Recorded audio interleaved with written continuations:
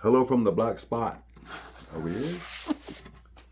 Anyway, we're going to start not by reading this total thing, but Colleen could get on that side because she's going to be all upside down. She likes to be in China for some reason. Maybe she's from Tibet, but used to being on the other side. This people are familiar with. This is the original book that we wrote, which we're planning to get out real soon here, but I was on standby because the second project took a little longer than I expected. I'm not going to read the whole book. It's just, we went through this book already with all the astronomy, all the math, all of the locations of the world. We're using 325. And 325 basically is the number for one longitude to the next longitude for going around the world. And 325 times 12 is 39, and 39 times 2 is 78, which means 78 is the number for going around the world, basically. 325 is the distance between longitude lines, basically. But, that's our version of pi. And basically the thing is explaining the equations, the math, even the astronomy, because in order to navigate, you got to know the stars and the planets and the moon and all that, as well as the globe. Because if you don't understand the heavens and all of that, you're not gonna go get anywhere. You got to navigate according to the stars, to the planets, to the moon, as well as the face of the globe. So this is set up for understanding the basic of astronomy and how it works, with the sacred calendar that from Mesoamerica with the 260 days, how the 260-day calendar works, even how to read the year count by using a yardstick. There's kind of a little run through here. And how to find the rational golden mean ratio and the rational pi. And it explains, how we get the indigenous pi, which is that 3.25 I was talking about earlier, and 1.625, which is the golden mean ratio. I hate to tell you, modern man, but you don't have the right pi, and you're trying to convince me about my own culture and trying to teach me about my own culture. And you don't even have the right pi yet. Come on, get on the ball, man. This 3.17 nonsense is getting old. But anyway, explaining how we use pi to navigate the globe, which I explained, and using that 3.25 to map the globe, which I use these numbers to map the numbers over here, to map the globe, and how to figure out how to get around the globe, how to figure out longitudes and latitudes, and all of the good stuff you need to know how to get around the world. Once you got all of the numbers in place with the 3.25, you can see way over here. You can actually find Nanmadol, Angkor Wat, Mumbai, India, Memphis, Egypt. Memphis, Egypt is 3.25 times 9, which is 29.25 north. The reason I always say Giza before, because people are familiar with the Giza pyramid, but our equation doesn't go to Cairo, because Cairo wasn't created yet. It goes to Memphis, which was the capital of Egypt before Cairo was even a thought yet. So this is the number for how to get to Memphis, Egypt. So that's using 3.25 as an example. Goes all the way to the Azores. From the Azores, it goes all the way back to 3.25 this way, except reverse, going through the Americas. And those 3.25, I said all of the longitude lines. Use all of the longitude lines, 3.25 from the 0 point at the equator, and then use 3.25, and you times 2, 6.59, Madal, and then you add 325 to that number, 9.725, the Philippines, you add 325 to that, 1300, Angkor Wat, Cambodia, you add 3.25 to that, 1625, the Bay of Bengal, and you add 325 to that, 19.50, Mumbai, India, like I was saying earlier. That's the longitude. Mm-hmm. Yeah, all these are the latitudes. Sorry, latitudes. Don't say longitude. Don't throw them a curve. Sorry. Latitudes like ladder going up. Right, ladder, latitude. You didn't hear that, people out there. So 19.50 is the latitude for Mumbai, India. Add 3.25 to that. It takes you to 22.75 to the Arabian Sea. And when add 325 to that, it takes you to 2600, which takes you to the Red Sea. Add 325 to that, it takes you to 2925, which is that Memphis, Egypt number I was talking about earlier. Add 325 to that, it takes you to Tripoli, Libya at 32.50. You add 325 to that, it takes you to 35.75 to Tangier, Morocco. Why Tangier, Morocco? That's the entrance to the Mediterranean. Tangier, Morocco worked as a toll bridge. You had to pay a toll to get into the Mediterranean to do business there. You had to pay a toll to get out of the Mediterranean after doing business there. And Tangier, Morocco, is tied to a place called the Atlas Mountains. And who lives at the Atlas Mountains? Atlanteans. They control both sides, Morocco and then the other side of the Mediterranean as well. The Spain side, the Bay of Cadiz and Morocco were connected there with a toll bridge for getting in and out of the joint there over there. Yeah, 325 to that number, and then it takes you to 39.0, which I was trying to tell you. 3.25 times 12 is 39.0, which is half a globe, which takes you to the Azores Islands. On this little bit right here, I took you all the way from the equator to the Azores Islands over here. And the equator over here is in the Pacific at Nanmadol. So this is kind of how this works, which is this line going right through there. And that line is over here. Yeah, it's that thick, heavy line. Can you point out on this other map where Nanmadol is? Oh, right there. Okay. Yeah, that thick line, unless you can't see. You know, there's thin lines and there's a thick line. The thick line is that. But you can do this for any of these. Look, see him down here, Oyo Tambo. I got it set up so you can figure out how to get there. You do 3.25 times 8.5. It gives you 27.625 south, which gives you the equation to go to Easter Island, which is located right there. Say Easter Island over there. Oyo Tambo's over here at 1300. And then so it's set up so, you can read it like a modern, really, it's better than a modern map, really. So this is the line in reality showing the entire stretch from the equator going to the Azores. This is the setup without the lines and all the alignments on there. So you can see how the 325 works over here. See, 325, 6.50. And then it even goes this way too, all the way down 1300, 2600, 3900, 5200. It uses all these numbers for latitudes, longitudes. So this is kind of, using the 325 and basically outlining how these mathematical numbers correspond to the Zia symbol numbers that are in New Mexico, as well as the numbers that are down on the Aztec calendar stone, which are the same mathematical numbers here, are the same mathematical numbers up here. Same mathematical number up here. They're all related, whether anybody wants to realize it or not. And then on this side, this shows you how, the solstices, equinox, and how they work. And this shows how it works with the Aztec calendar stone, with the solstices and winter solstices and so forth, and setting it up. But basically, this is a book of equations. This is the Hawaiian star compass. This is for the Sandia trade zone. So mainly, this is just a guidebook, kind of equations that I put all together on, the layout for the entire Southwest trade zone, the Sandia trade zone, which we're in right now, the trade zone that goes all the way from Tillamook all the way down to Babakibri, and then to Teotihuacan, and then it goes to Tumaco, Ecuador, which is 1 degree south, 78 longitude, which is the first point in South America, which is bigger than Teotihuacan. 13 to get here, 13 to get there. It's really interesting that, the number layout. But anyway, Tumaco down here is also lined up with Tenochtitlan. Tenochtitlan is aligned to 2 degrees south, 78.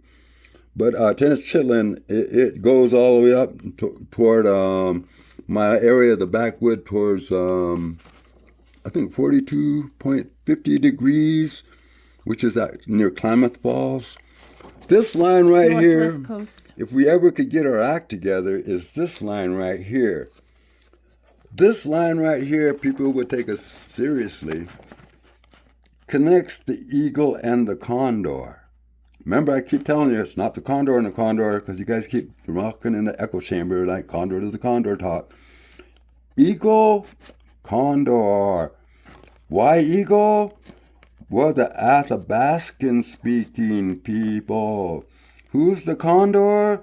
The Uto-Aztecans. There's only two groups of native people on Turtle Island.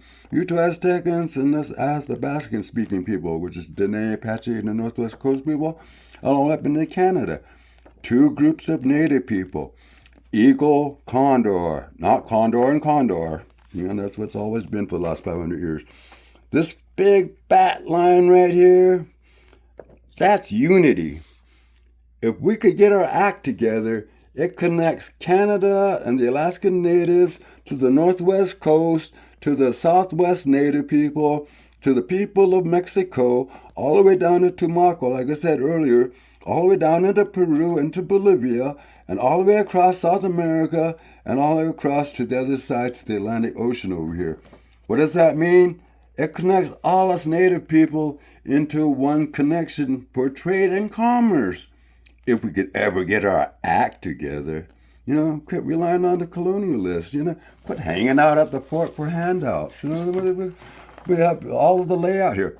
Here's a directional template, which is used for the, you know, figuring out where the latitudes are at.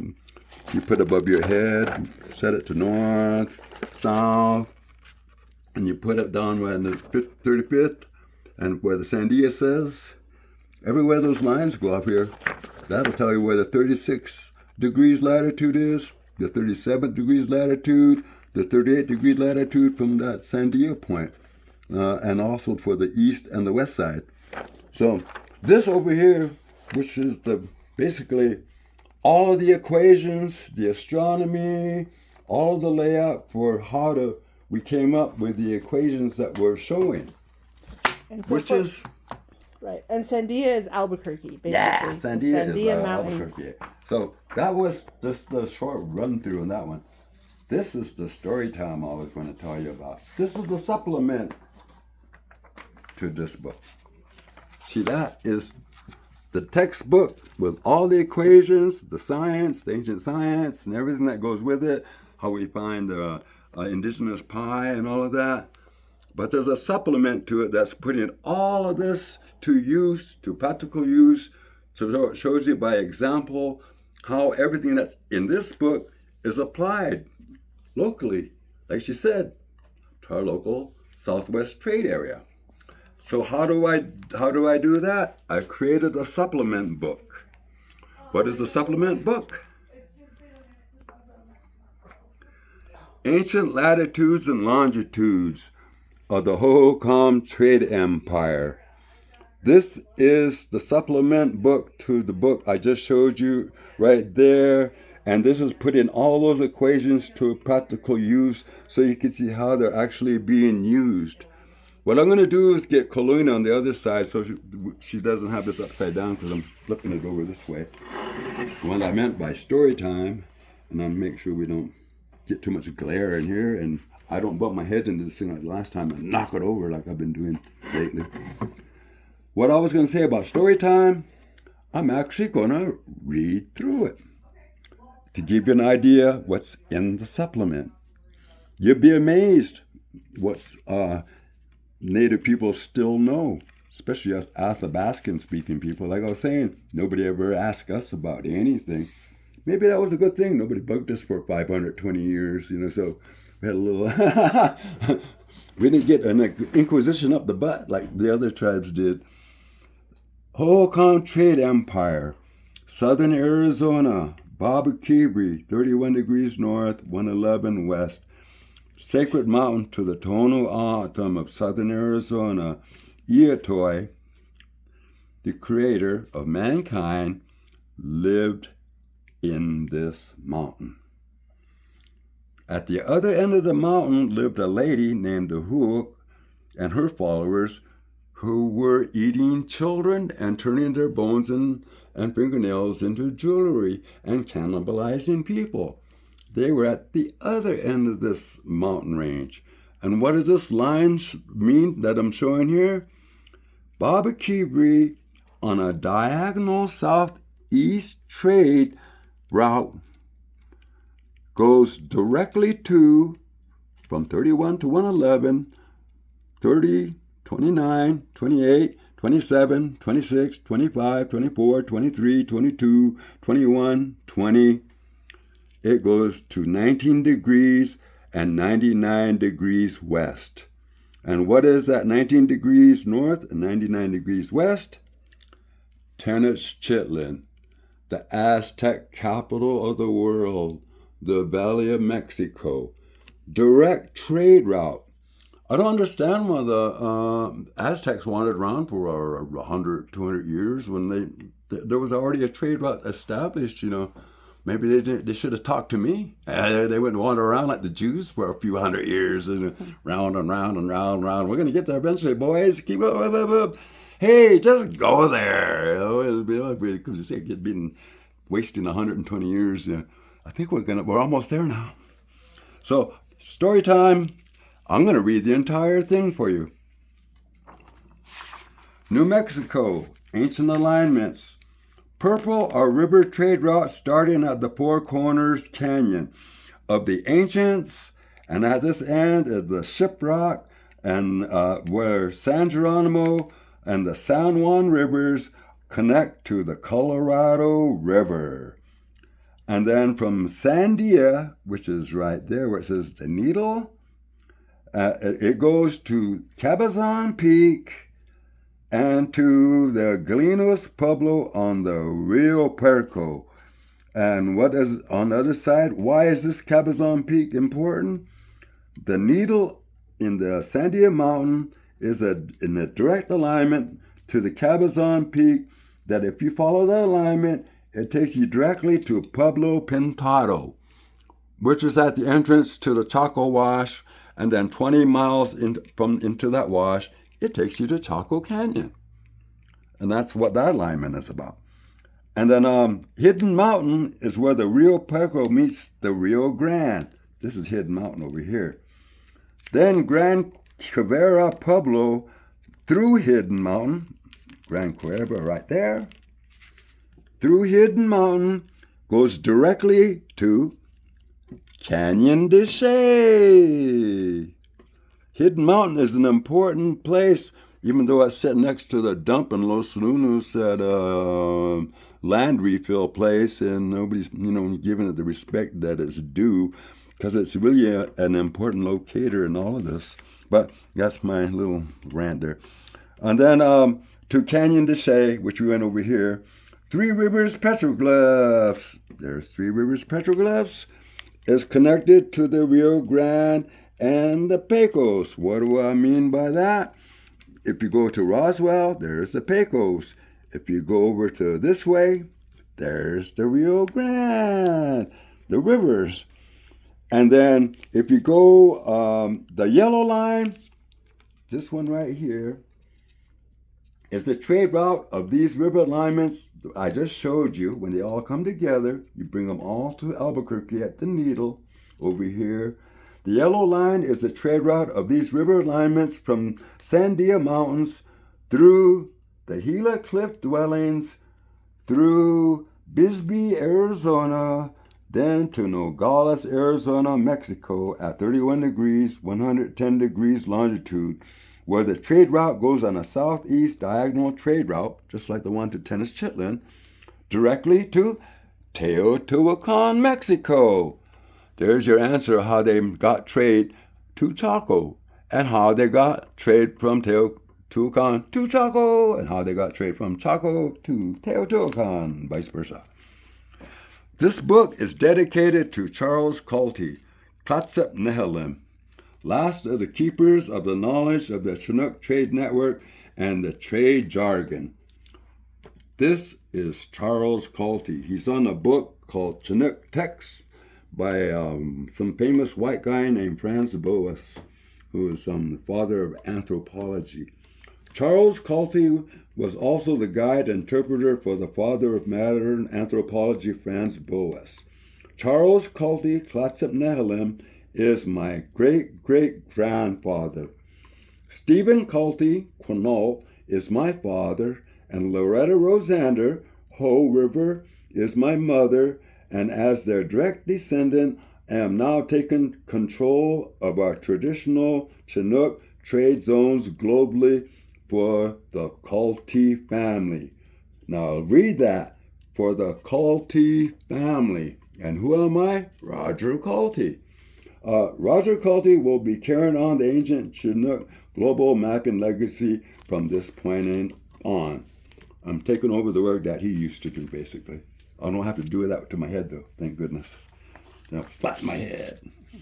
The Chinook Trade Network will be known now as the Cultee Trade Network, because of the following traditional bloodline family ties.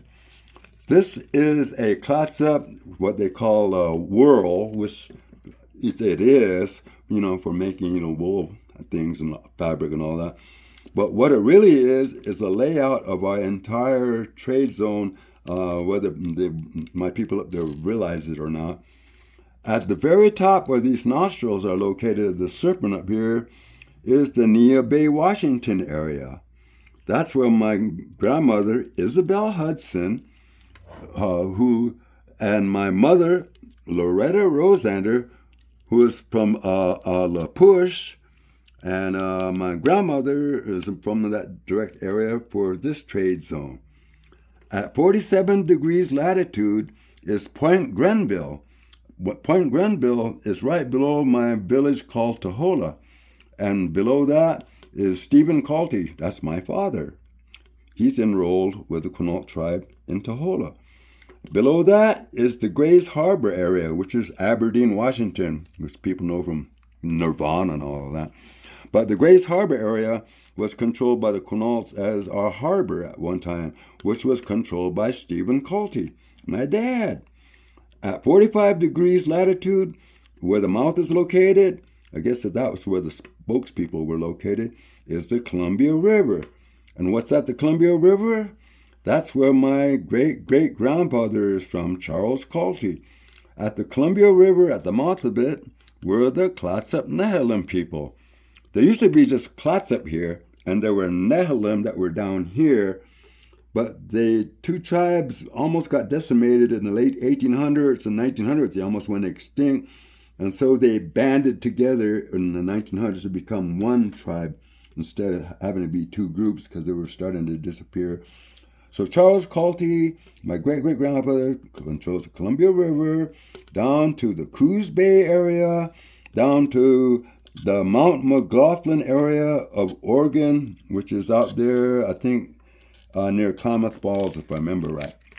Isabel Hudson, Loretta Rosander, Nia Bay, Stephen P. Cultee, Point Grenville, Lake Quinault, Grays Harbor, my dad, Charles Cultee, Clatsop Nehilim, Columbia River, Tillamook, Coos Bay.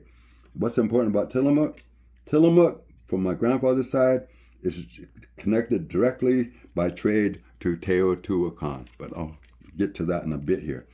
So this is the layout of, so this is my claim, basically. Yeah, so this is your cultural knowledge, but it's also more specifically, it's even like your blood lineage, kind of like handed down. It's like your, it's like it's so lost. Even my tribe don't know it. That's how lost it is. I mean, I had to recover it because they were believing I'm going to say it. I don't understand why we're learning our culture from people that don't even know their own culture. I don't know what the heck's the matter with us as Native people. We're relying on people that don't know their own culture to teach us our culture. We're stupid. But anyway, that's my little thing. Forward, before I start going on a rant. Colleen, you don't want me to go on a rant. I'm trying to stay on point. I could rant later all I want when we're off camera. When I'm spitting my food out at the restaurant. Forward. First, I would like to thank, and I mean this from the bottom of my heart, Jose Ramon Sr., my grandfather from T.O., Jose Ramon Jr., and Douglas Ramon, who was my uncle, and Jose Ramon Jr.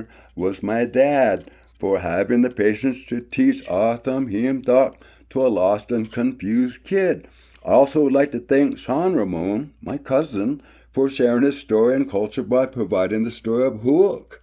Without having this precious story included, none of this would be possible. I would also like to thank all the elders of the Tohono O'odham Nation who also taught me a lot of things along the way. It is my hope and dream that by using this presentation as an example, that it will show the modern world what can happen if you let us Native people do our own research into our own culture. There's a lot of big holes in modern archaeology when you're on the outside looking in. Cultural context is missing, and there are important cultural stories and clues that show who we really are that are being lost along the way. It's up to us as Native people to document, to preserve, and protect our precious culture before it becomes too late. I don't know if you realize it or not. Colonialism is designed to erase your culture. Wake up out there. So it's like it takes one to know one as a native. So cultural context is important because little clues might be missed by non-natives. I get fancy. It takes one crazy Indian to figure out another crazy Indian. Let's just say it. You know, it doesn't take a crazy white tourist to figure out a crazy Indian. No, it takes one crazy Indian to figure out another crazy Indian. Let's get real. In a way, you could say this is really the story of the history of Aztlan. Everybody's always looking for this mythical Aztlan. There's big treasures and all this nonsense about Montezuma bringing it up and hiding it, you know, and put it in a little hole or something like that. But in a way, this is really a story and the history of the real story of Aztlan, I should say. 4 mighty rivers. What are those 4 mighty rivers? The Columbia River, the Pacific, the Missouri River, which is going out toward Cahokia, the Colorado River, which goes down to the Gulf of California, and the Rio Grande, which goes to the Gulf of Mexico. You can get 4 mighty more rivers than that. There's the location by description of the 4 mighty rivers for Aztlan, also known as the ancient Chinook Trade Network. Chinook Trade Network and Aztlan are one and the same. It's just the Ute-Aztecans don't understand the detailed intricacies of how it works because it's not the Ute-Aztecan Trade Network. No, it's the Chinook Trade Network, not the Inca Trade Network, not the Toltec Trade Network, not the Aztec Trade Network, not the Chaco Trade Network, not even the Pueblo Trade Network. No, it's the Chinook Trade Network. And the reason we ran it is because we're the ones that created it. And we're the ones that controlled how it operated. Not the Ute-Aztecans, they were our trade partners. With this presentation and examples, I will show how the Chinook Trade Network has connected directly to the Hohokam Trade Network via the Sage Wall in Montana, and then to the central business hub of Aztlan, located at 41 degrees north latitude and 110 degrees west longitude. This is a supplement to the first book, Chinook Global Mapping, but this one will show how the ancients utilized these ancient tools and indigenous equations to map and navigate the world. In this presentation, you will see another way of viewing the feathered serpent too. In our research, we found out that it also means the unity of the Mesoamericans, the feathered Quetzalcoatl, to the native people of the American Southwest, serpent, Iatoi. Together, they are the ones who created one of the ancient world's first real superpowers. And I mean superpowers, because once they united, everything came together finally. Aztec origins. Pay attention, you two Aztecans, because this is my cousin talking. Hey, Roger! She was from the village, I hope I don't massacre it, Shandagwahia, or Greenwells, lived in a cave in the mountains. Where did the Aztecs say they originated from? From a cave in a mountain. She would go to the villages to collect children. She was a tall, strong woman. She would collect children in her burden basket, telling the parents she would take care of them or steal them as they were playing. The people were warned about her, so they made kids carry big rocks with them. As the children passed by the trees, they would grab the limbs, drop the rocks into the basket. When she got home, her basket would be filled with rocks. The people called for Iatoi, and he came and told the people to prepare for a big party, and told them to gather a lot of wood. The people did what they were told. He invited Huuk to the party. She was happy to go to the party. She got ready, put on a necklace made of children's nails. They say that when she shook it, it made a beautiful sound. She then arrived to dance and party on. Iatoi gave her some grass to smoke that put her to sleep. There's where pot came from.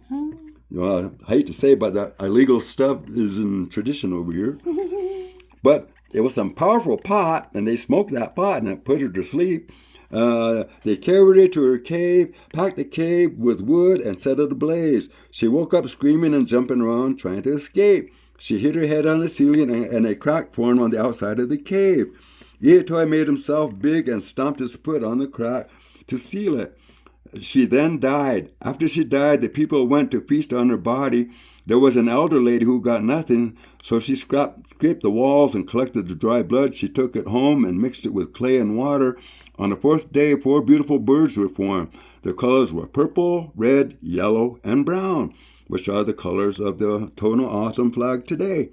The people were jealous and wanted the birds. She knew that the people would hurt her, so she told her sons, if they kill me, come to my grave on the 4th day. They killed her, and on the 4th day they went to her grave, and a plant grew on the grave. The plant is now known as Autumn tobacco. This was told by Sean Ramon, Tono Autumn cousin. My cousin Sean Ramon telling the story of the child-eating witch lady, Huuk, who are the ancestors to today's modern Aztecs, which is also on the direct trade route to Tenochtitlan, Mexico, which is today Mexico City. Babakibi, home to Iatoi, and at the southern end at 3111 was Huuk. Babakibi was off the trade route north to Guaymas to Aztlan. Location of Iatoi Key is which means Iatoi's home. It's the home of Iatoi, the creator of mankind. And at the southern end of this mountain range was Huuk, and her followers were the ones that were eating children and people, much like the Aztecs were doing down in Mexico. Now, this is where it goes interesting. Remember I said from Guaymas to Aztlan? I'm going to be breaking something that's been going down for a couple hundred years now. This is what this really means. The 7 caves that they're making up stories of origin and all of that for the Aztecs and where they originated from and all that nonsense talk they're doing is really a trade map from Guaymas to Madera Canyon and Nogales and then all the way up to Aztlan. And it's also the story of the meeting of Iatoi here, which is Huhukum, and Quetzalcoatl over here on this side. So they get this all wrong because all of the stories that they're saying about this and them originating out of these places are really actually trade zones that are actually latitudes. 27 degrees north, Guaymas, 28 degrees west, 29 degrees west, 30 degrees west, 31 degrees north. How do I know this is Arizona? Simple. Only one people have a saguaro cactus at their mountain. Tono Autumn. That's a saguaro cactus. And who likes their favorite food? Eotoi's favorite food is cholla buds, which is the creator of mankind. You give that as an offering to Eotoi, and you take that cholla bud and you leave it as offering with his other wild foods, plus the wild onions and the saguaro cactus, and you leave it at the offering of the sacred mountain. This is Arizona. Why do I know? I live there. This is an organ pipe cactus. This is a greasewood. This side over here represents New Mexico. It's got the organ pipe cactuses. It got the yucca. It's got this other form of cactus. That's why I know this is New Mexico, this is Arizona, and this is right down the middle. I mean, if you go down and really look at it, 30 degrees west over here is Caborca. I already know that already. That's one of the trade zones over here. But that's the whole thing here.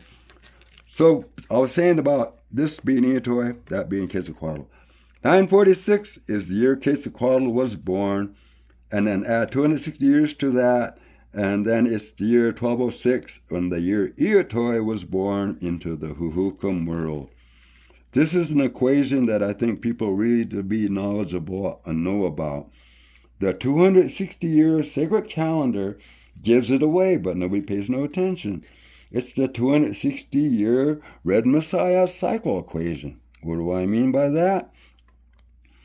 In 1686, Pakal and Palenque was born. You add 260 years to that, and 946, Quetzalcoatl was born. You add 260 years to that, 1206, Eotoi was born. See? Quetzalcoatl, Eotoi. 1206, Eotoi was born.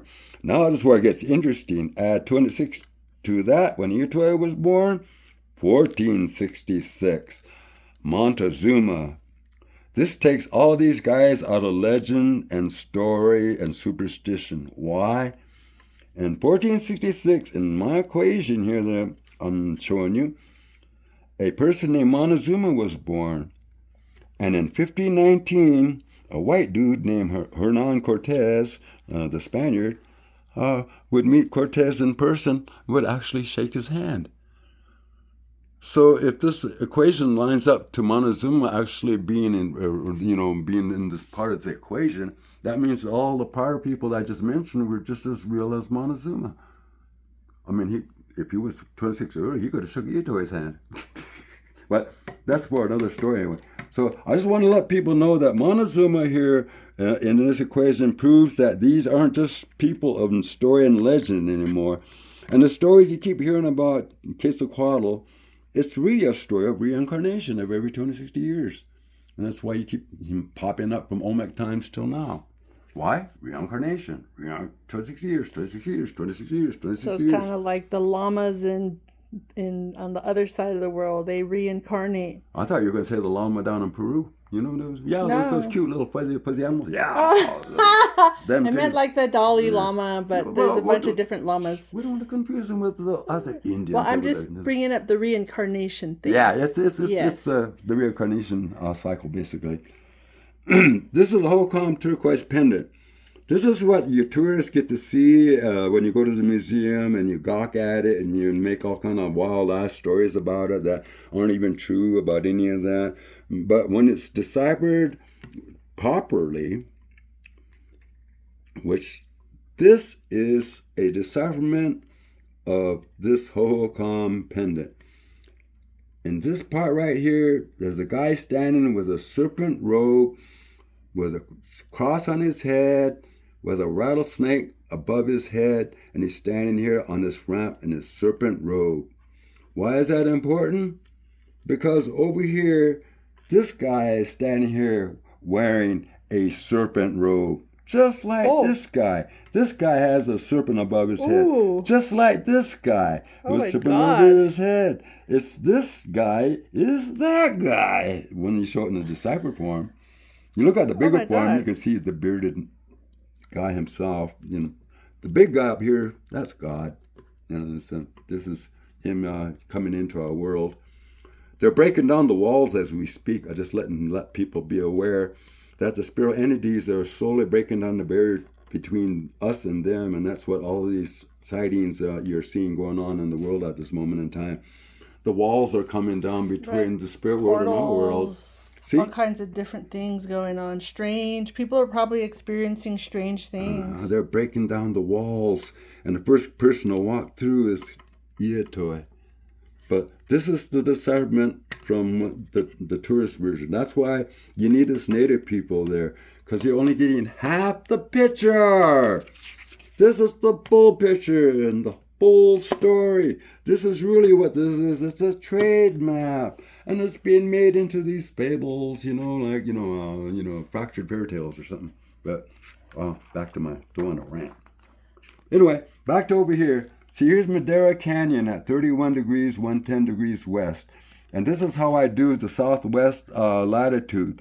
All these boxes represent latitude, and each of them is a latitude going down by 1. See, 31, 30, 29, 28. Below is 110. That's a longitude. It's going down to 110, 19, 18. Now watch what it does. 31, 30, 29, 28, 27, 26, 25, 24, 23, 22, 21. You get to 20.99. And on the 13th one, there's that special number, 13, you get to 19 degrees north, 98 degrees longitude west, which is Teotihuacan from Nogales on a diagonal trade route. So Mountain, the world was organized or laid out in this mapping using 13. Well, using 13 and the diagonal routes are very obvious. They're used for solstice markers, which is our trade route. Okay. Winter solstice, summer solstice, same thing. Bobby Kivri Mountain, 31 degrees north, 1 degrees west, 111 degrees west. You do the same thing, 13 again, all the way down just like this. 13 from Bobby Kivri. It takes you to 19 degrees north, 99 degrees west. And what is over there? Tenochtitlan, the Aztec capital of the Valley of Mexico. These latitudes, first number, and longitude, second number, shows the trade route from Madera Canyon, Nogales, Arizona, southeast to Teotihuacan, 31-110, and how the Aztecs traveled from 31-111 directly southeast to Tenochtitlan. Going directly north from 3111 is Aztlan at 41 degrees latitude. Going southeast from Nogales, Arizona, it goes to Teotihuacan. And going northwest from Nogales, other direction, it takes you to Tillamook, Oregon, which is my great-great-grandfather's backyard. This is the Chinook, Teotihuacan, Tumaco, Ecuador connection. That's how we were connected to South America, to Central America, to where my grandfather's from. Tillamook to Teotihuacan to Tumaco. Tohono Maize was utilized as a trade map and chart when laid out in a mechanical layout. It shows exact latitudes and longitudes for the American Southwest. The chart uses angles and ancient cities to find seaports and other places to trade. Oribe and Hopi was considered to be the center of the Hohokam trade route at 35 degrees north and 110 degrees west longitude, all based on here. Larger example, the Tohono Maize used for the mechanical layout for the trade empire stretched from the Colorado River to the Rio Grande River in New Mexico, north to 39 degrees latitude at Mount Baldy at the Uinta Basin, which is the Green River trade route up there in Utah. Above is a square maze found in Oribe, Arizona. What's important about the square maze? The whole myth, meaning of the emergence, is expressed by one symbol known to the Hopis as the Mother Earth symbol. There are two forms, the square and the circular, as shown in the figures above. There are one circular and 5 square symbols ranging from 4 to 6 inches in diameter carved on a rock just south of Oribe. Why was this square maze carved in a rock south of Oribe?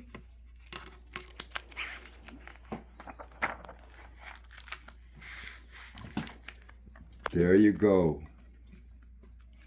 The mechanical layout of this maze is set here, and when you set it all up, it's all set up to latitudes: 31, 32, 33, 34, 35, 36, 37, 38, 39, 40. The blue lines over here are longitudes: 114, 113, 112, 111. See, there's 110, 19, 18, 17, 16. Why do I know it works? Over here at 106 is Pyramid Peak.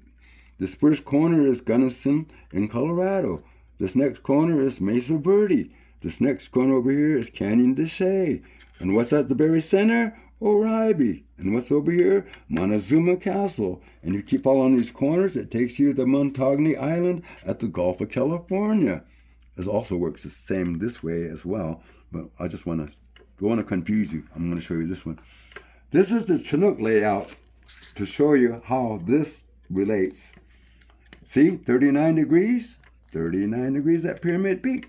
39 degrees, 106, 39, 106. Look, it's be the same. Gunnison, 38, 107, 38, 107. Gunnison. Mesa Verde, 37, 108. What's up? 37, 108. And where's this at, Colleen? Canyon de Chelly, that's my hometown. At 36, 109. Okay. And it's right there at 36, 109. There's 35, 110. There's 35, 1010. There's Oribe, the Montezuma's Castle. And it's down at 34, 111. Montezuma's Castle, 34, 111. You do that all the way down to 34, 114, which is 34, 114 down here, the Montagne Island. The Montagne Island. They match exactly. So that's why I know. Comparing the maze mechanical layout to the Chinook mapping latitudes and longitudes. Top right going diagonally northwest to southwest from 31, 106. Pyramid Peak, Gunnison, Mesa Verde, Canyon de Chelly, Oribe, Montezuma Castle, Arizona, and Montagne Island at the Gulf of California. One trade route. There's the other one going this way, another one going this way, another one going that way. But I just want to show one, so you get there. All these little lines are little trade routes that are connected to each other, but that's another whole subject there. Because I'm trying to make it a short time story time. Don't want to make it too long because I'm almost done with it. It's been 47 minutes. The Chinook Classic Connection. 44 1 degrees the longitude. And what's important at 40 degrees 1 to 10's longitude over at the Sage Wall. If you go from 44 110 degrees this way, it takes you to the Columbia River. If you go to 44 1 degrees and you go the other way, it takes you to Two Ocean Pass, which takes you to the Missouri River. Where does the Missouri River end? At a place called Cahokia, directly to Cahokia, as a matter of fact. Whoa, that's a big deal. The Columbia River takes trade to the Pacific Ocean. So that's what this is important, why Sage Wall is important. They're all located at 100. From this point on, everything is located at 111 degrees longitude. Starting at 44 degrees, 111, Sage Wall. Everybody wonder if it's man-made or natural. It's nonsense. It's man-made. It was made for this very purpose that I'm going to show you here. 44 degrees at 111 is Sage Wall. 44 degrees is Mount Baldy at 39 degrees in Unita Bay, like we were talking about earlier. 35 degrees at 111 is Wupatki, which is by Humphreys Peak by Flagstaff. 34 degrees is the Montezuma Castle, which is directly below it. 33 degrees is the Tonto Ruins. Directly below that is another 33 degrees is Snaketown in the Phoenix Valley. At 32 degrees is the Casa Grande down in southern Arizona. You could go all the way down to that 27 degrees, which is at Serra El Villa at Guaymas Peninsula. And what's important about that 27?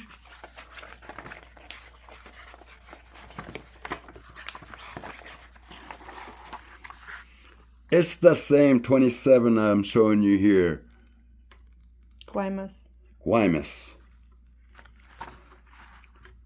The chart above shows a close-up spinning world that shows our Chinook trade zone from Neah Bay, Washington at 40 degrees latitude, 47 degrees, Point Granville, 46 degrees, Grays Harbor, down to the mouth at 45 degrees at the Columbia River.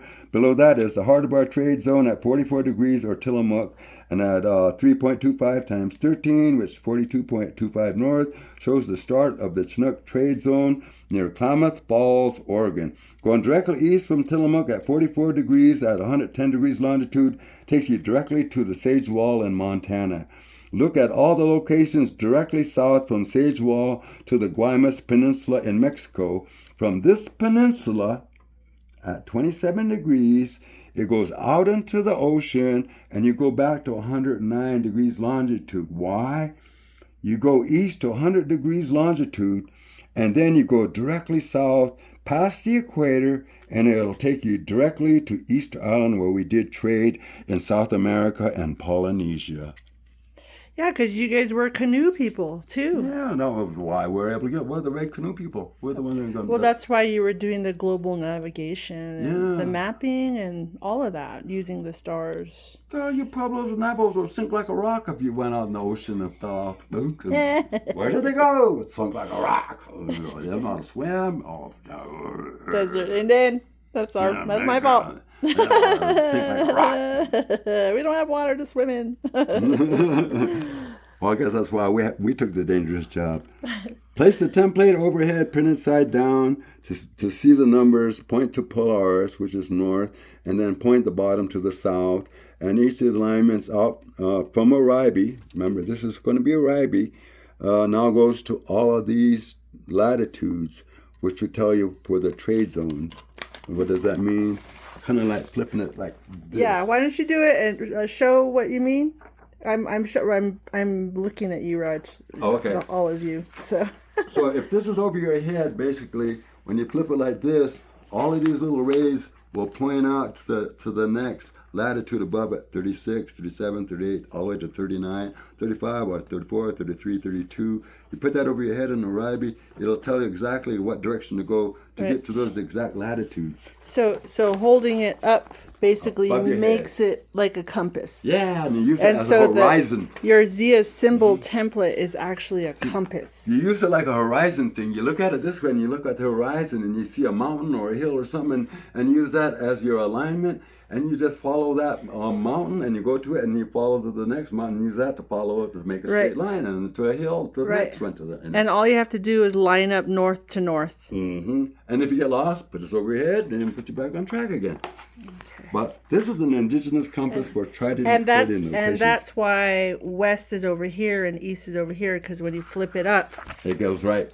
Then it goes properly. East to west. Yeah. This way is like, hey, that's not right. So you're not looking. Okay. Mm-hmm. So it's for use looking up at the sky and the stars, and horizon not so much viewing. Looking down. So you can view the horizon while it's above you. Okay.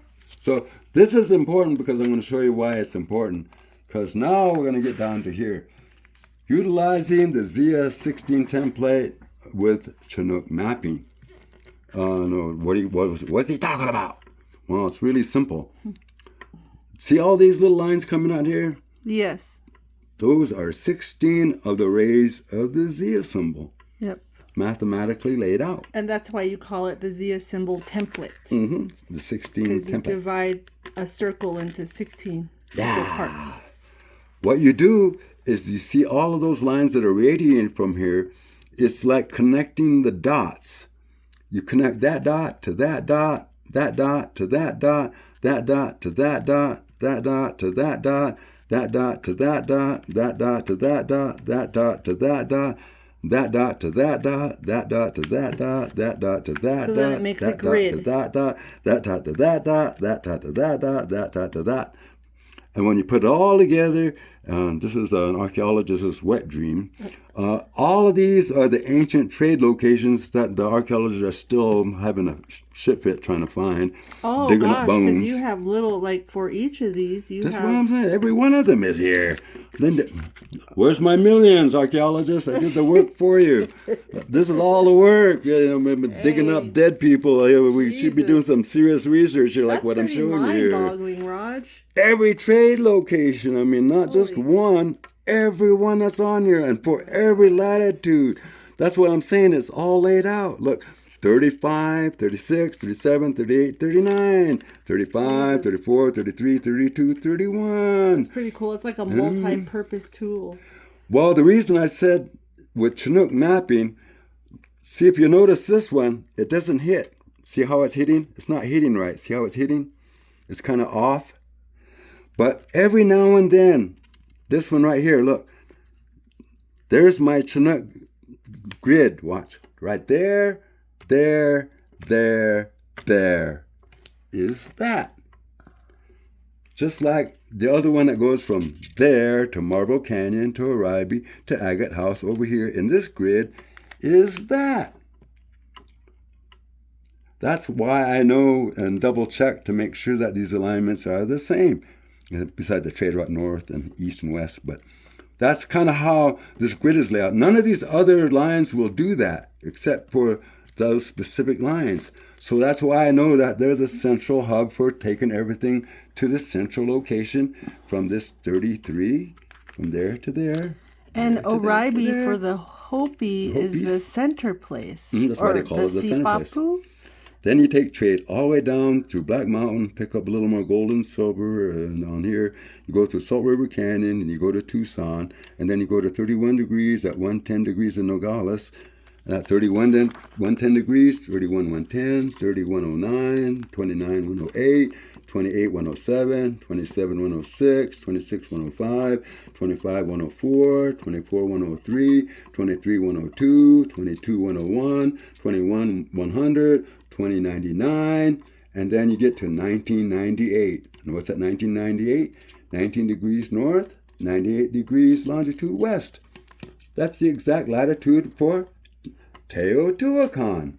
Nogales southeast trade route from 3110 to Teotihuacan. I showed you how all the trade went here to here, here to here, from there to here, there to there. And if you go the other way, you go here to here, back to there, and just go the reverse when you bring it out of Teotihuacan. And then this is the Hujut Empire. Yeah! You can kind of see that shape of the man. His arm, his body, his tail, his legs. Nobody even noticed that's a lizard, Hujut. Right. And here's the other on the wall that he has, the Hujut Empire. Oh! So I like that picture on the wall because it shows up north and then down south. Trade map. Yeah. Two trade maps. Two trade maps. One below it and one above. They connect to, one ends at 42, one starts at 42. It's really interesting. Cool. But anyway, the Teotihuacan, this is the trade route from Oribe back to have another archaeologist's wet dream here. This is centrally located from Oribe. Hold on, Steve Leskin. You're going to fall out of your chair. There is no Chaco meridian. Oh. There is no Chaco alignment. Why? It's a Sandia alignment. And Chaco is not even anywhere near any of this. I mean, Chaco's over here. Yeah. And there's, far away from being centrally located. I mean, he's still looking for this alignment, this one's set up to be viewed above too, like how we showed earlier. Right. But this one over here, it shows you all the trade locations of the Sandia trade zone. And I mean all. Pikes Peak, Gunnison, Manitou Cliff, Trinidad, Black Canyon, Mesa Verde, Shiprock, Canyon de Chelly, Chaco, Puye, Wheeler Peak, Cayo Grassland, Comanche Grassland, San Rosa, Pecos, Mount Taylor, Zuni, Wide Rune, Agate House, Malpais, the Desert Site, Socorro, Roswell, Capitan, Three Rivers, Deming, Gila Cliff Dwellings, besides Hidden Mountain and Pottery Mound, which is up in this area. To view the chart overhead, printed side down, which we did on the other one, which is in the directions of how to look at this from horizontal viewing for when you're doing your trade. Right, when you're traveling. And then last but least, because these two right here are, these just alone, this and this combined is the entire ancient trade network for the American Southwest. Not that much. all of the Southwest Trade Network. Every location from Oribe that goes to that location. Every Oribe that goes to Sandia, and how Sandia takes everything down over to Nogales from that point on. This is something that archaeologists just wish they had. That's why I was trying to make a point that you can do archaeology without digging up a bone and disturbing the dead. This is all done through star knowledge. Star knowledge and global mapping. Culture, cultural context. What I was saying earlier. Yeah. If you're an outsider, you're not going to give a second thought about digging up a dead Indian. It's not even your people, so why should they even care? We have cultural context, at least we should have cultural context. And we should care because we're allowing foreigners. That's not a good excuse. I know, I'm just saying, it's... If I was a drunk and a wino and I was lost and I found my way back, anybody can. I was the guy they were saying taking bets if I wasn't going to survive the next weekend. I'm the wino drunk that was partying like nobody's business. They were wondering if I was going to be dead by the next weekend in the car accident. I'm the guy that partied all the time. I'm the guy that said I was never going to have a future. Yeah. Look, if I can do it after all of those odds, anybody can. Mm-hmm. Relying on foreigners to tell your culture is not good, it's not cool, because you're playing Indian by their standards. And it's not who we really are, it's who they want us to be. Passive little Indians, sell a little trinkets and pander to them, That's not what we're here for. Right. We have a culture here, and if we rely on them for our culture, it's going to be gone in 10 years. Yeah. That's why I'm in a panic. 13! Yeah, but there's only Colleen and I trying to save all of the native culture from flushing down the academic toilet over here. While the natives are sitting there on their ass doing nothing about it. You two Aztecans just bitching and belly aching about me over here doing my work, and rather than doing the work, and I'm doing the work to recover their Uto-Aztecan heritage that they lost. But I was going to say that a lot of this too, like what you have found out too, is related to your Chinook understanding the mapping, and they were not seafarers. Well, that's what was the key giveaway. This was created before the flood. This was created before the glaciers were set in. This was created before. That's why Namadal was all flooded up to the top with water. Well, this has even gone to those caves in France. When you cover the whole globe, I don't know if we covered it, but I know you've talked about it and you've shown me how this map even takes one to those ancient caves in France where they have the... I was all excited. I went, hey, we went to France. I mean, it wasn't to that, Templar place. Yeah. I said, this is called the La Parasi Cave. Wow, that must be about 5,000 BC? Maybe 10,000. Maybe I'll be lucky. Maybe it'll be 22,000. Maybe I better go check online. La Parasi Cave. How old is the La Parasi Cave? 300,000 BC. Who did we trade with? Neanderthals. There wasn't modern humans there yet. This has been created since that time, 300,000 years ago, when we were trading with people that are not even here anymore, really extinct people called Neanderthals. And where were they living? Around the Mediterranean.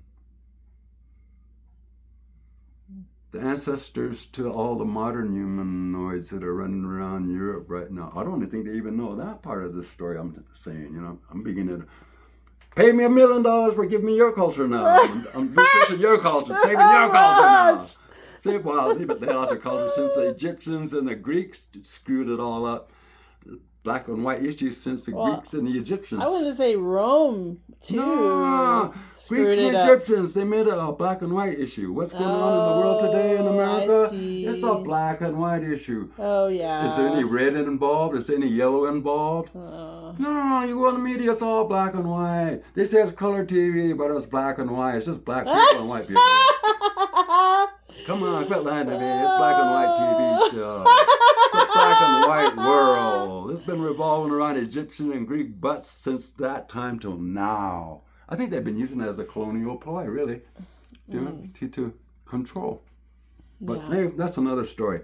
Back to the Hohokam trade layout.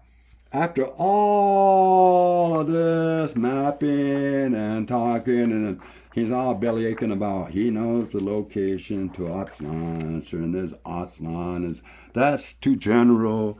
Oh, okay, I'm going to show you the exact location that I showed in this book, plus the location for Aztlan on the Hohokam trade layout.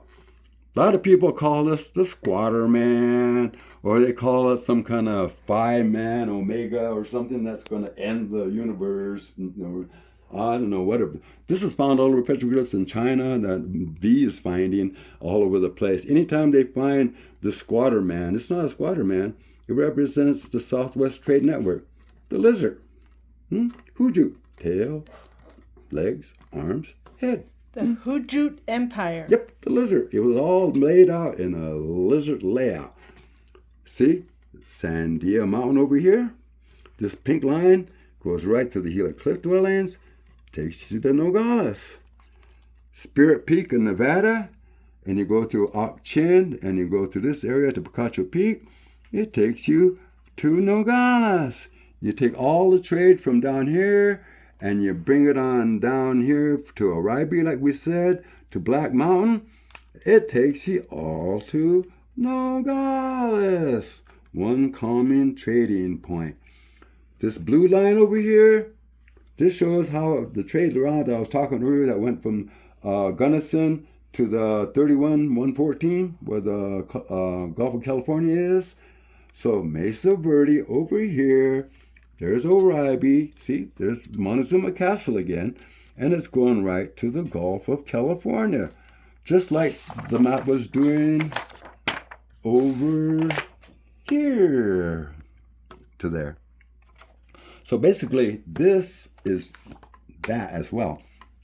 Now, Mesa Verde takes it down to the Gulf of California, to the Montagne Island at 114 degrees longitude, 31 degrees latitude. But when you go up here to the Valley of Fire at 36 degrees latitude, which these two trade points come together to a common point there, this 36 degrees at the Valley of Fire, and over here at Wheeler Peak on the other side of Taos in this area, and you find this trade zone here where it goes to that block, that grid, that grid, that grid, that grid, that grid, and much like this grid, to that grid, to that grid, to this grid, that grid. These yellow lines, and if I could quit sweating, this 36 and that line right there, if you follow the two yellow lines, it'll take you right between the 110 and 109 longitude. And what's that 110, 109 longitude? 41 degrees latitude. 41 degrees north, and between 109 and 110 degrees longitude west is the exact location of what they're looking for, called Aztlan. Well, that would make sense as to why they have this person in the pyramid. Yeah, exactly. Well, the other reason that this is really important by this Aztlan location is right here. I don't know about Montezuma's treasure or them coming and dump it in a hole over here in the, in the Southwest, or from the Spanish conquistador. I don't know anything about those stories. But I can tell you this. Aztlan is the 0 point for the entire Chinook trade zone. From that point on, you could use it as a 0 point to go to every location in this country, besides other South America and Mexico as well. So from what I'm seeing, this is the 0 point for the entire Chinook trade network from at that point. And that's what Aztlan actually really is the 0 point for this trade network. It might have got lost in these stories, about them running up here to dump their gold and hide it from the conquistadors and all that. But how are you going to believe people that were wandering around for 120 years, you couldn't even find Tenochtitlan, let alone find their way back to Aztlan? I mean, I showed them their trade. They needed the Quinault in their time. Look, directly to Tennessee from southern Arizona. I don't know what took them so long, a couple centuries. I could have done that in a couple months, maybe even less. Hey, but I'm a Chinook, you know, that's what my job is, to know this trade network, you know. Utah has Texans, they can wander around like the Jews in the desert for 1,000 years, I guess, and chase camels or something. I don't know what they do. But anyway, there's your mythological Aztlan. I wanted to show you because the only way I could do it was by creating the Hujut layout, which is the lizard layout, which gives the direction to the place where Aztlan is located, which is located directly below, and you take it down from there. You'll find out that from Aztlan on this side, if you look, it's connected directly to the Muley Point overlook. And that's why I know that's not a natural thing. It's Oh, that's where those massive blocks were, huh? Those massive blocks. The massive blocks stand for these right here. Why? Was it Desert Drifter that found those? I can't remember. Well, somebody found it. But anyway, from Muley Point, this is a trade route that goes along these blocks, just like the blocks they're showing, big blocks. That way. But from Muley Point, it goes directly over here to 32 degrees, 110. What is that, 32 degrees? Bisbee, Arizona. And what is that, Bisbee, Arizona? Gold, silver, copper, and turquoise. And what is that Black Mountain? Gold, silver, copper, and turquoise. And what is that Sandia? At the Cerrillos, there's turquoise mines right above us at Cerrillos, Mexico. And where did they all take all the stuff? Down to this location called Nogales. And from Nogales, they took it all the way to Teotihuacan. And all we gotten back was a couple birds, you know, kind of a couple parrots and trade for all of that gold. All we get is a talking bird. Come on, give me something more. He just cusses me out in your language. So anyway, this was the storyline. It took a little longer than I expected because I guess the book is a little bigger. But I'm excited because this is completed now. We're ready to start doing workshops now because now we have textbook and supplemental book to show you how it's applied. And these you have ordered, that's why they're already kind of like in book form. So these are technically ready to sell to people if they want to get a copy. Is that how can they get a copy of this, Raj? Okay. I'm going to tell you right now. What I'm going to do is eventually I'm going to clear everything out on the Patreon market page that we have and start from scratch. Maybe I might leave a few items, but I'm going to take everything off. And what I'm going to do is I'm going to start putting these books for sale on Patreon. On Patreon, I can offer it to people for sale as a PDF file. Like an ebook, yeah. Which we could, make a printout and it'll still be a book. And as a matter of fact, the PDF file books, I want to make a special announcement to the people at Patreon who've been patient with me while I was sick.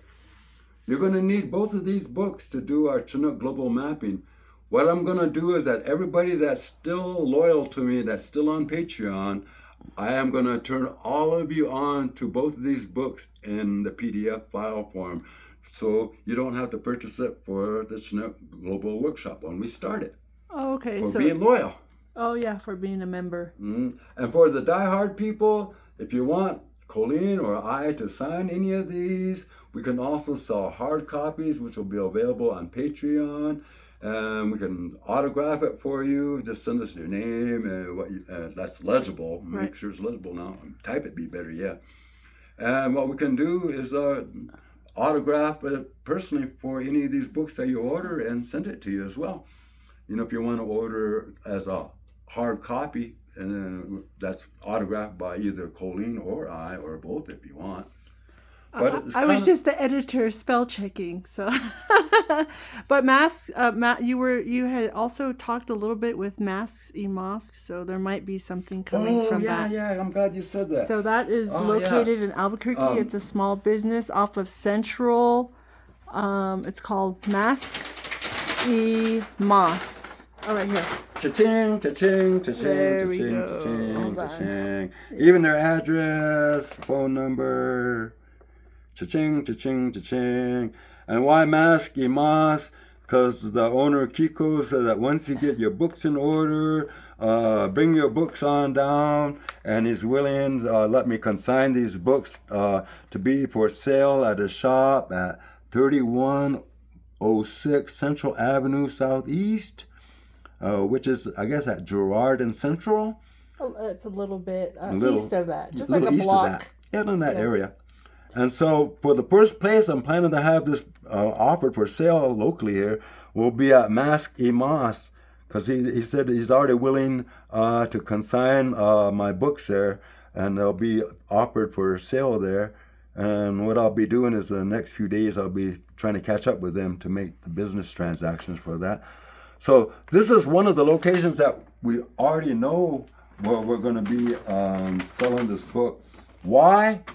Mask Moss also selling other books by other native authors, which is different than other places in the local valley bookstores. Everybody else is Amazon, the Anglo-Saxon literary thing. These books and items and cards and things that I'm finding down there were actually created by native people from Mexico, created by Aztec people from Aztec, created by native people like Colleen and I. That's why I don't mind being over there, because I'm trying to get this work not as an Amazon bestseller, not as a New York, what is that newspaper, big bestseller nonsense. Right.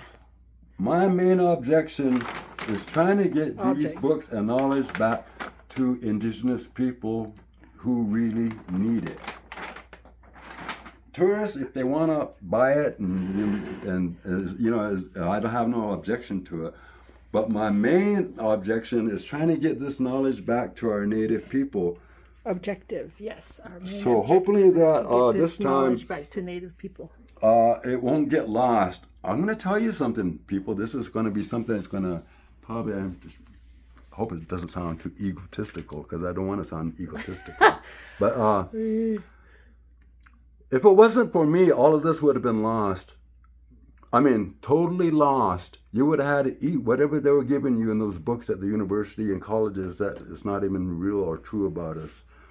If people like Colleen and I didn't come on all of this would have been down the trash and down the dump and flushed down the toilet, because colonial powers have no interest in culture. Their job is to erase culture. And if you don't take the time to preserve your own culture and do it properly, it is going to get lost. Right. So, like I said, I don't want to sound egotistical, but if it wasn't for us coming along, this all would have been lost. And I almost died this past year, to be honest with you. And this was even before these books were created. Something by an act of God, and I hate to say it, if I died, all of this would be gone. Right. And that really almost happened. That's why I'm grateful to those people that stuck with me on Patreon, and I'm going to turn them on to those books for free.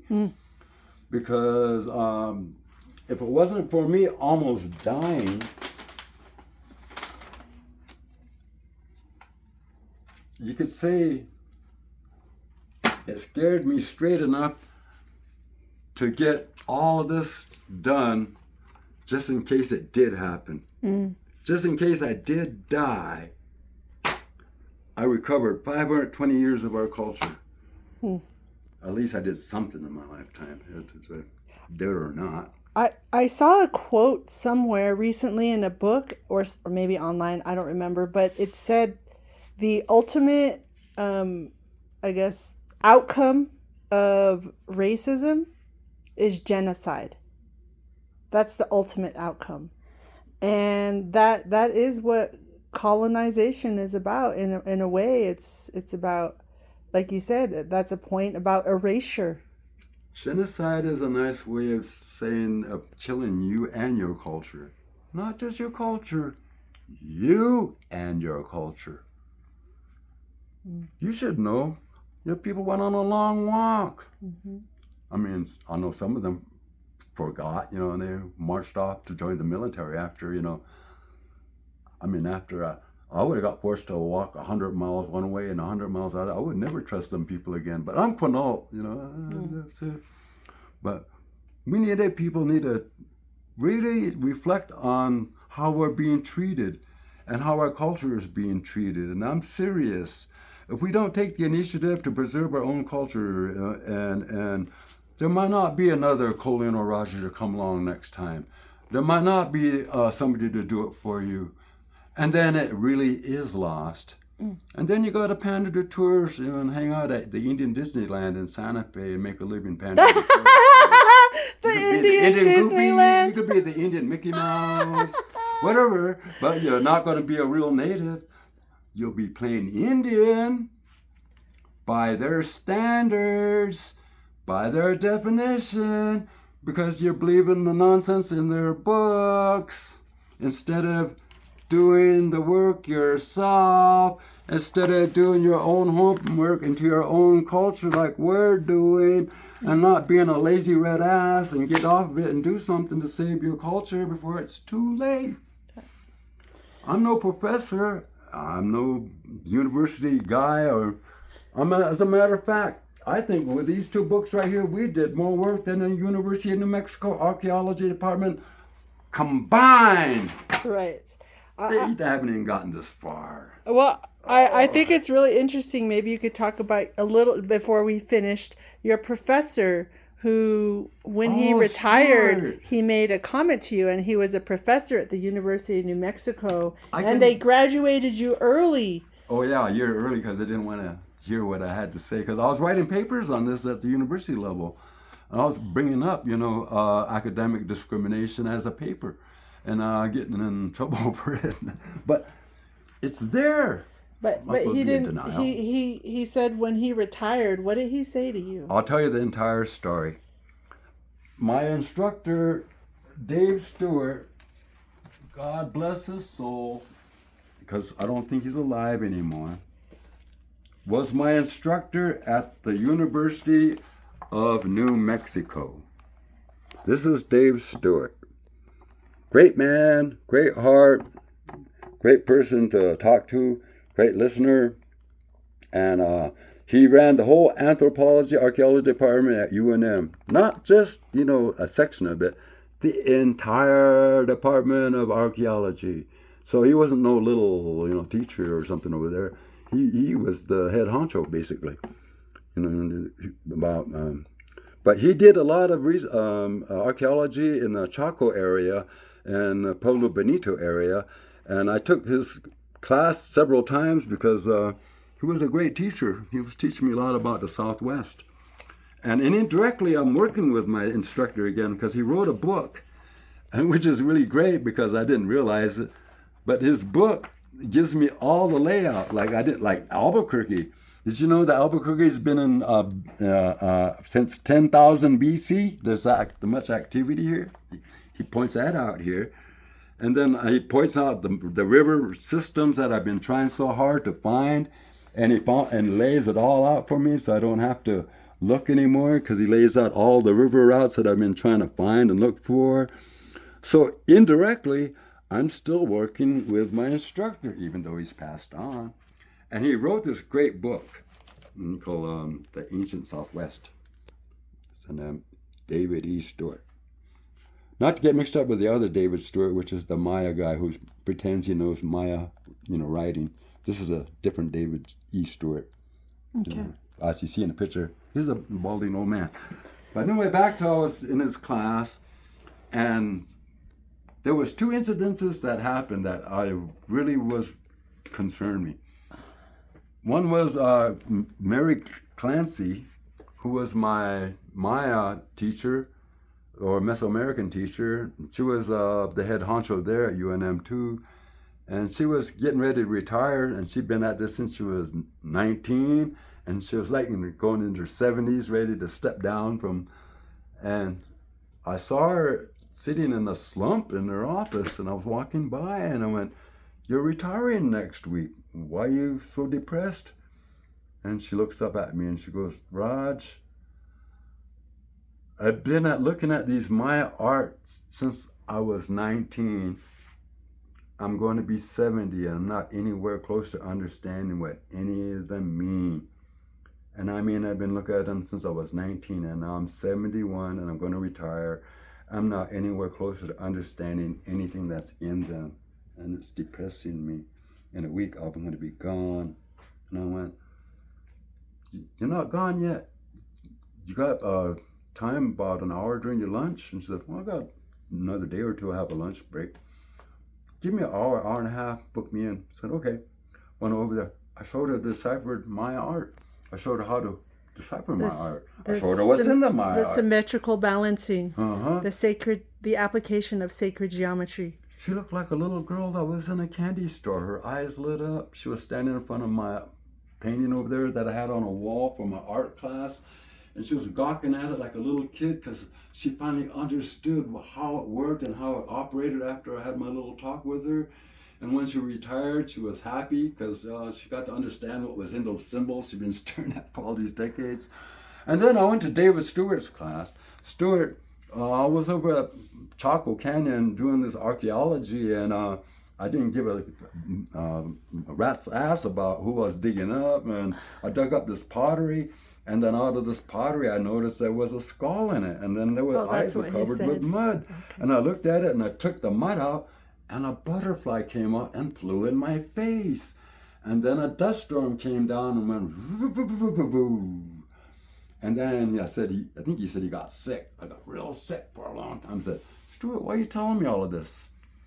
"I'm explaining to you how I became sensitive to your native culture.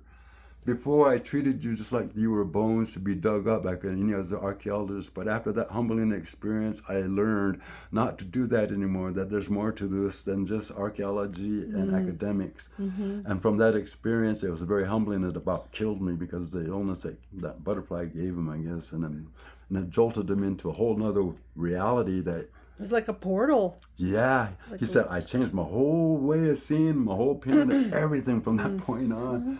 And I went, "You really have changed your opinion how everything is in the white man's academic world?" "Yes, after that humbling experience." And I said, "Okay, Stuart, let me know. You told me that and you let me know. Do you have a little time next week?" I said, "Yeah, I got a little time about if you want to come in on my lunch break." And I said, "Sure, I'll come in." I came in on this lunch break and I just introduced him to all the knowledge I'm showing you in the books I'm showing you here and how they're connected. But you hadn't even started writing this stuff. I hadn't written it, but I had the knowledge. And I had the notes, I guess the research notes. And I was explaining to him about this whole trade network and how it worked in the Southwest and how it worked through Chaco and how it was connected. And then he was real quiet. And then I explained more about everything I'm showing you here, but all about these and here, and I said there was more to this than people are paying any attention to. Then he got quieter. And then I got to the point where I finally got to the climax of my talk, where I got to explain and everything was connected to this entire trade zone and to the Southwest, to the Northwest, to South America, and then ended it. And then he was real quiet. He was just sitting there, real reserved, and I thought I did something wrong. So I got my research notes and my little books, Thanks for the time, Dave Stewart, and I'll catch you in class next time, and I'll see you later, Raj. And I said, "Okay, thanks for the talk." But he still didn't say anything. So I didn't think anything of it, and I said maybe he didn't absorb anything I had to say. I just took it for granted that's what happened. I went to go eat at Manny's a few years later when it used to be in existence. I went in there and there was Stuart with his wife sitting in a booth having his pancakes, eating his breakfast. And then he sees me and he lights up like a light bulb. And I went, "That's weird. Stuart's excited about seeing me." Then he calls me over, and I went, oh, I guess I better go over there. He wants me to come. You need to get over here. I sat down. I said, okay. I want to tell you something. Okay. Remember those things you told me that one time you sat down with me? Yeah, I remember all those things. You were so quiet. You didn't say anything. I thought I did something wrong. No, it's not what you said. You didn't say anything wrong. You didn't say anything wrong at all. As a matter of fact, everything you said was, I can tell you now, was correct. Huh? What do you mean? I was on the verge of getting my retirement from UNM, and I can't change the agenda of the academic thing over there because what you showed me, the proof that you had and all of that. So I couldn't say anything because my retirement would be in jeopardy. They would have yanked it away, and I would have had no retirement to live on. So I couldn't say anything. I couldn't, my hands were tied. You were showing me all these things, and I wanted to say something, but I couldn't because the retirement was in the balance. And so your retirement's in the balance. Is it still in the balance? Nah, I'm retired now. That's why I'm having my breakfast here. I got my retirement, so I don't have to worry about it anymore. I was like, so what'd you call me over for? I just wanted to call you over because I wanted to tell you that everything you told me was true. It's just that I couldn't tell you at that moment in time because my retirement was in jeopardy. And I just wanted to let you know everything you showed me is exactly as what you said it was. And I want you to know that I wanted you to hear that from me because I know I was quiet when you left and all that. But I want you to know that everything you said is legitimate and true. And I said, what about all these other academic people that are teaching these other things and these that are around you that are teaching these lies? Then he surprised me. You know what, Raj? And I said, what? All those instructors that are like that, we would do like we used to do it in Mexico and Sonora. I said, what did you do? We'd just take them and we'd line them all up and we'll fire them. And I went, Stuart! And he said, thanks, Rod. I just wanted to let you know that everything you said is legitimate and true, and I just couldn't say anything. And I got my retirement now, and they can't take it away from me. And I'm just happy I found you. And then I found his book. And I went, hey, I'm working with him again. Wow. Wow, that's pretty amazing. So I got vindication from Stuart, and I got vindication from Clancy, my Mesoamerican teacher. So, you know, I did make some headway, but it was hard trying to do it without these, which is why these are important tools. Now you have them. Because before I had to go through my notes, I had to get my books, I had to get this book, get that book. Oh, I think my note's in here. Oh, I think there's a note on here. I thought there might be a note back. It was like... Well, now that you've been talking about food, I'm getting hungry. All right, so thank you for tuning in to Reindigenizing Minds and getting another knowledge drop from Raj. Reindigenizing Minds Storytime. You can look it up now.